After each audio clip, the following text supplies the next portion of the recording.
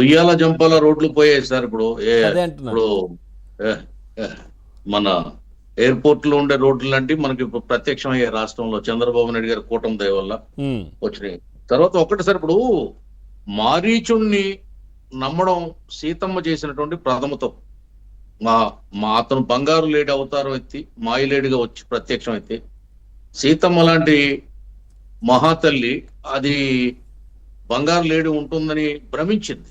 అలాగే కోర్టులు వీళ్ళ మీరు ఇందాక చెప్పారు, ఆ కాలేజీలో ఏకగ్రీవంగా మన వెంపసాని గారు చెప్పారు, ఉమ్, అందరూ కూడా వాడు వద్దని చెప్పారట.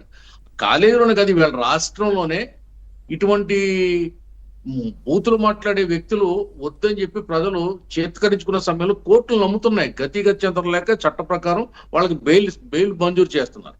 తప్పని పరిస్థితుల్లో ఎన్ని రోజులని జైల్లో పెడతారండి చట్ట ప్రకారం? ఆ విధంగా బయటకు వస్తున్నారు. సినిమా ఫీల్డ్ లో ఒక పాచిపోయిన లడ్డు లాంటి వాడు, పులిచిపోయిన గింజి లాంటి వాడు ఈ పోసాని. రాజకీయాల్లో సాని పోసాని అని చెప్పి ప్రజలంతా చెప్పుకుంటున్నారు. మరి లేళ్ల పిచ్చిరెడ్డ ఏరెడ్డండి అప్పిరెడ్డ, లేళ్ల అప్పిరెడ్డి దగ్గరికి అతని దగ్గర ఏమైనా కౌలుకు తీసుకుని వ్యవసాయం చేయడానికి వెళ్ళి ఫలసాయం తీయడానికి వెళ్ళాడు, లేదా ఏదైనా ఇది మామిడికాయల సీజన్ కాబట్టి ఆవకాయ పెట్టడానికి వెళ్ళాడు? ఆలోచించాలి. ఏదైనా సార్ వైసీపీ పార్టీ ఒక కొత్త ఎత్తుగడతోటి ముందుకు వస్తుంది, ఇది వాస్తవం. వాళ్ళు 11 సీట్లకు పరిమితం అయిపోయారని మనం అనుకుంటున్నాం. ఈ 11 నుంచి మళ్ళీ 29లో అధికారాన్ని హస్తగతం చేసుకోవాలనే ఒక భయంకరమైన కుట్రపూరితమైనటువంటి వ్యూహంతో వాళ్ళు ముందుకు వస్తున్నారు. అందుకే తలో దారికి తలో నాయకుడిని పంపుతున్నాడు జగన్మోహన్ రెడ్డి. అతను ఒక మాయలు పకీర్. మనం ప్రజల్ని మెప్పించి ప్రజా కోర్టులో ఒప్పించి ప్రజల ఓట్లతో అధికారంలోకి రావాలని మనం పని చేసుకున్నాం 5 ఏళ్ళు. వాళ్ళు అలా కాదండి, ఏదో కుతంత్రం చేస్తారు. ఇప్పుడు కోస్తాలో ప్రవీణ్ మర్డర్ని, ప్రవీణ్ యాక్సిడెంట్ ని మర్డర్ అని చెప్పి ఒక ఎత్తుగడ వేశాడు, అది పారలేదు, ఆ పాచిక పారలేదు. ఇప్పుడు అక్కడెక్కడికో వెళ్తున్నాడు. ఇప్పుడు యాత్ర హెలికాప్టర్ మీద అదే అడుగుదాం అనుకుంటున్నాను. రాప్తాడులో అంటే జరుగుతోంది సత్యసాయి జిల్లాలో పూర్తిగా రెడ్ బుక్ అని చెప్పేసి, రెడ్ బుక్ రాజ్యాంగం, రెడ్ బుక్ పాలన కొనసాగు. అంతకుముందు రెడ్ బుక్ అంటే ఏంటా బుక్, రెడ్ బుక్ పిచ్చి బుక్ అన్నట్టుగా ఏదో మాట్లాడారు. ఇప్పుడు ఈయనే చెప్తా ఉన్నారు, జగన్మోహన్ రెడ్డి ప్రెస్ మీట్ లో మాట్లాడుతున్నారు, రెడ్ బుక్ పరిపాలన కొనసాగుతోందట, లా అండ్ ఆర్డర్ దెబ్బతిందట రాష్ట్రంలో, అట్లాగే మరికొద్ది రోజుల్లో బీహార్లా మారిపోతుందట రాష్ట్రం. అదే బీహార్ లాగా చేసి వెళ్ళిపోయాడు మహానుభావుడు. రాజారెడ్డి రాజ్యాంగం తెచ్చి ప్రజలతో చేత్కరించబడ్డాడు.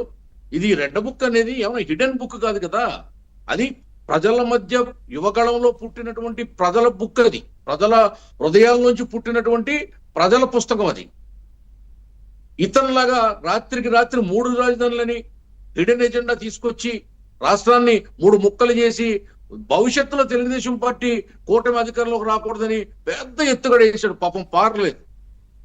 ఇప్పుడు బొక్క బొర్ల పడి ఇప్పుడు కొత్త అవతారం ఎత్తి ఏదో మాట్లాడుతుంది. రెడ్ బుక్ ఏంటి? రెడ్ బుక్ తప్పు. రెడ్ బుక్ ఏమన్నా లోకేష్ గారు ఆయన మంత్రి అయ్యాక కూటమి అధికారంలోకి వచ్చాక రెడ్ బుక్ తీసుకొచ్చి నీ మీదకి వస్తున్నాడా? నీ మీదకే వస్తుంది రెడ్ బుక్.